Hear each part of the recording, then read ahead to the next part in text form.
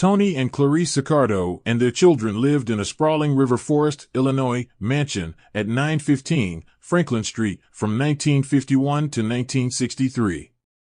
The Tudor-style property was 22,000 square feet, held 9-bedroom, a custom-tiled indoor pool, a 2-lane bowling alley, a player pipe organ, Mexican onyx baths, a billiard room, an open-air garden on its roof, and a social room measuring 40 by 24 feet. Built in 1930 for William Grunow, a millionaire radio pioneer and chicken raiser, for $750,000 to $1 million, Accardo purchased the home for $125,000, an enormous amount in 1951 but a real estate bargain. Prior to their move, the Accardos lived in an $80,000 house across town at 1431 North Ashland Avenue. It was here at the new property that Accardo held his famous lawn parties each July 4th, opening the property to most of the outfit's members and their wives. The parties were canceled in 1957 when the federal government came more into play in closing down the mob.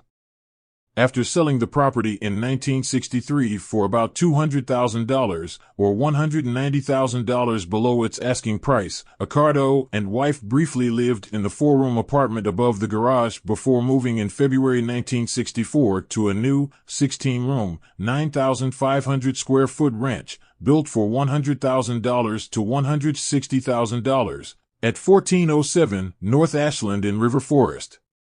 In 1979, the Accardos lived in a condominium in River Forest at 1417 Bonnie Bray Lane and later at 1020 North Harlem Avenue before retiring to spend winters in Palm Springs, California. After her husband died, Clarice Accardo sold the Palm Springs condominium for $170,000.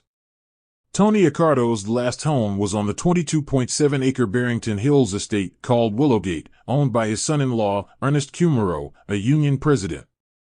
On January 9, 1978, a group of 5 burglars plotted and broke into and robbed Accardo's house at 1407 North Ashland Avenue in River Forest while Accardo and his wife were vacationing in California.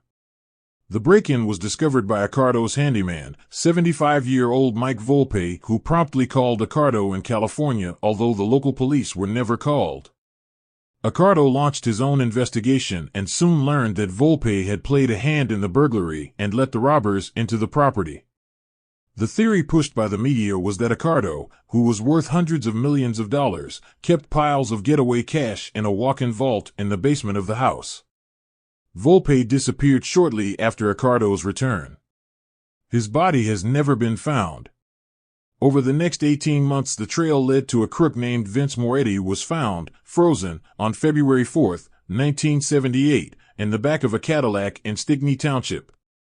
His throat had been cut from ear to ear, he had been castrated and disemboweled, and his face severely burned with an acetylene torch.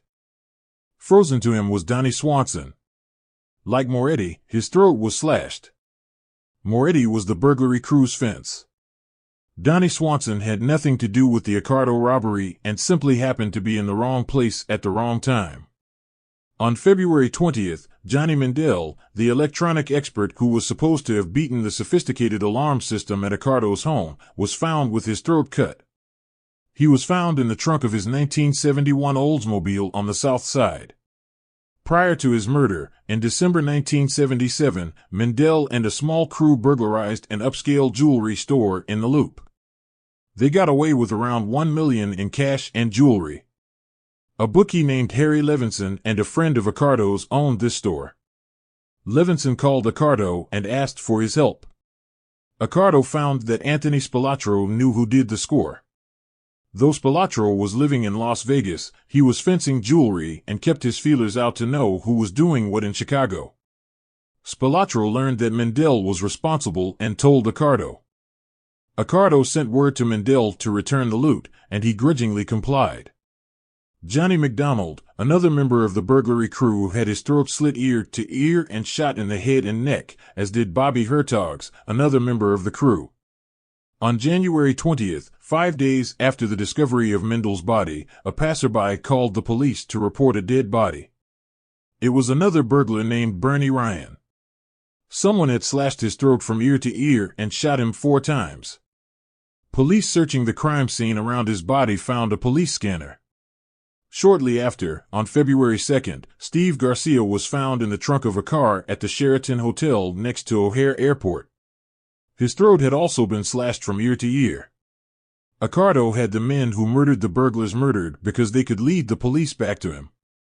Anthony Little Tony Borsellino and Gerald Jerry the Dinger Caruzziello, the triggermen who took Accardo's revenge, were murdered by shots to the back of the head.